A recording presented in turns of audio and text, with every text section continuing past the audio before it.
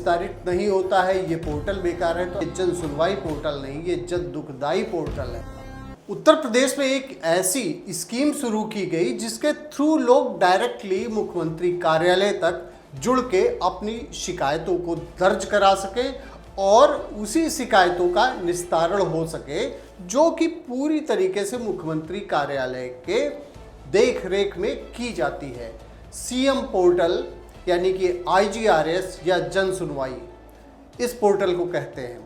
लेकिन इस पोर्टल पर लगातार कई सारी खबरें हम लोगों ने डाला कि जन सुनवाई में शिकायत कैसे करें, जन सुनवाई में फीडबैक कैसे करें, काफ़ी सारे हमने इस पर वीडियोस डाले। लेकिन लोग जो हैं वो बहुत परेशान हैं और लोगों का कहना ये है कि ये जो पोर्टल है, एक ने तो यहाँ तक कमेंट किया कि ये जन सुनवाई पोर्टल नहीं, ये जन दुखदाई पोर्टल है।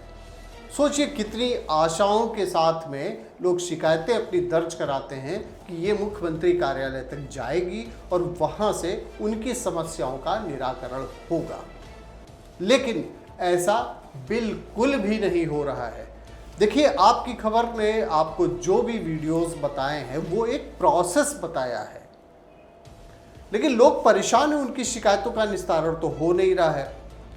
ऐसा नहीं है कि सभी का नहीं हो रहा है, लेकिन जो संख्या है जिनके निस्तारण नहीं हो रहे वो काफ़ी ज़्यादा है। और यही चिंता मुख्यमंत्री कार्यालय की थी। और मुख्यमंत्री कार्यालय ने जब फीडबैक लेना शुरू किया तो उसमें ये तथ्य उभर के सामने आए कि कई सारी शिकायतें जिसका निस्तारण दिखा दिया गया, यानी कि जो शिकायतें जिन बिंदुओं पर की गई थी उन बिंदुओं का निराकरण कर दिया गया, यानी कि शिकायतें सही तरीके से निस्तारित की गई, ऐसा अधिकारियों ने दिखाया। लेकिन बहुत सारी जगहों पे ऐसा देखने में आया कि बिना किसी भी शिकायत का निस्तारण किए ही उसका दिखा दिया गया कि शिकायतें निस्तारित हो गई हैं। जब फीडबैक में ये नंबर्स ज़्यादा आने लगे, लोगों तक जो बात थी वो पहुंची, फीडबैक जब लिया जाने, चूँकि फीडबैक लेने का काम मुख्यमंत्री कार्यालय के द्वारा किया जाता है, उनके अंडर में जो लोग रखे जाते हैं उनकी देखरेख में किया जाता है।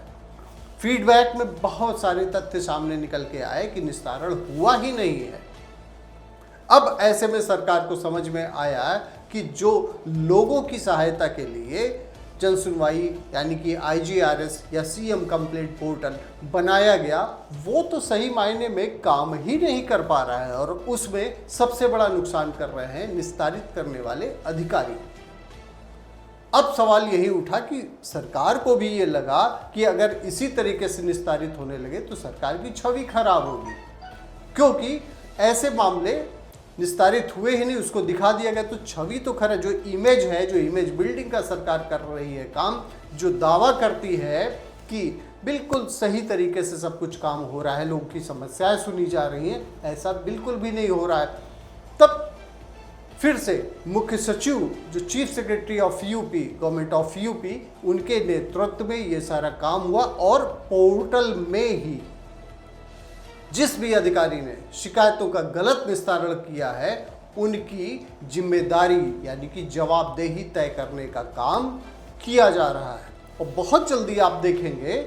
कि पोर्टल में एक ऐसा भी सिस्टम होगा कि जिसने गलत निस्तारित किया, फीडबैक अगर आपने आप देते हैं कि इन्होंने, इस अधिकारी ने गलत निस्तारित किया है, उसके खिलाफ भी कार्रवाई का प्रावधान जल्दी ही आपको देखने को मिलेगा और उसकी जिम्मेदारी और जवाबदेही तय की जाएगी। हाँ, जिन लोगों की शिकायतें हैं कि निस्तारित नहीं होता है, ये पोर्टल बेकार है, तो ऐसा नहीं, पोर्टल नहीं बेकार है, इसमें जो काम के उसको एग्जीक्यूट करने वाले लोग हैं उसमें कई लोग ऐसे हैं जो गलत तरीके से उसका निस्तारण करते हैं, वो लोग बेकार हैं, उनके खिलाफ कार्रवाई होनी चाहिए। और बहुत कुछ डिपेंड करता है आपके द्वारा लिखी गई एप्लीकेशन के तरीके पर। जब तक कि आप उसको सही तरीके से नहीं लिखेंगे,